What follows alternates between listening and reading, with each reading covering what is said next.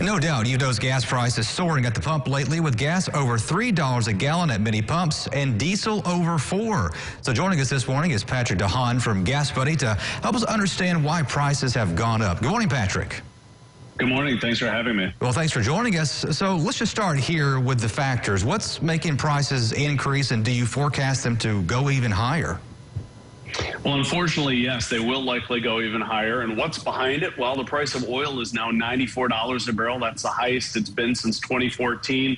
A lot of the concern is on Russia and Ukraine, Russia being the second largest oil producer globally, and what they could do if the U.S. does issue sanctions if they invade.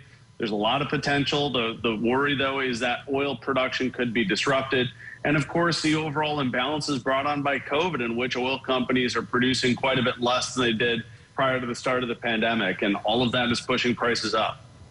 So between the Russia and Ukraine tension, why would that make prices here in the United States go up?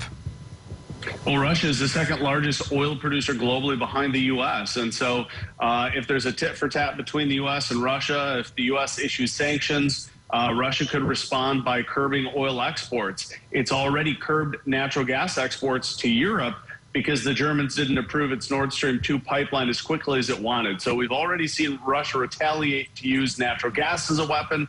The thinking is they could use oil as a weapon as well. You know, some folks are saying that the prices right now are the highest they've been in 2014. So what can drivers expect in the days ahead? It sounds like not the best of news. That's right. Unfortunately, a lot of the pandemic imbalances are going to persist for the next year or so until oil production can catch back up to supply.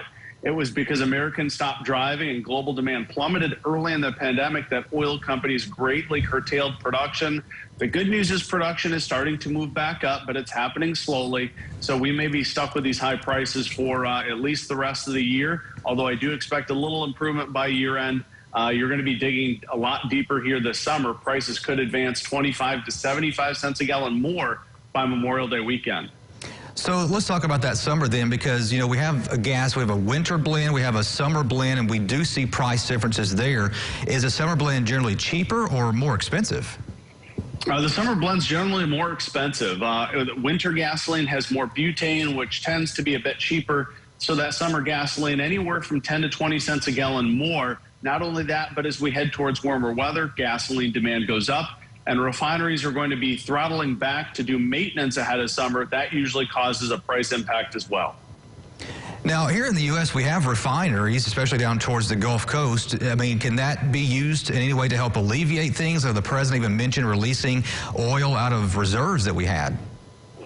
Well, unfortunately, the last time the president issued a release from the strategic reserve of 50 million barrels, there were a lot of strings attached. And that's broadly speaking why that release didn't do a whole lot. And given the fact that Russia is producing 10 million barrels a day, if there is a problem amongst Russia or if they limit exports, there's no way the SPR could keep up enough to keep prices lower. So we're in kind of a predicament, a quandary for the rest of the year until U.S. oil production starts to get back to pre-COVID levels. It's starting to move that way, but we're still about 1.5 million barrels lower than we were in terms of production compared to pre-COVID levels. I guess the last question I have for you is, we know we get a lot of oil, too, from the Middle East. Would the government want to shift to where we're getting oil from to help things out, or we just kind of have our hands tied right now? Well, oil is a global commodity, so it doesn't really matter who we get it from. Because it's a set price globally, it doesn't matter if we change customers or not. Oil is set at the market price, just like your home is going to be set at the market price. You can go above that or below that, but that's why the market exists. So it does definitely sound like then, Patrick, we're going to be digging our pockets maybe even deeper here in the coming months. Yeah, there's going to be a pretty pinch at the pump this summer. Okay, well, Patrick, from Gas Buddy, thanks so much. We appreciate your time this morning. Thanks for having me.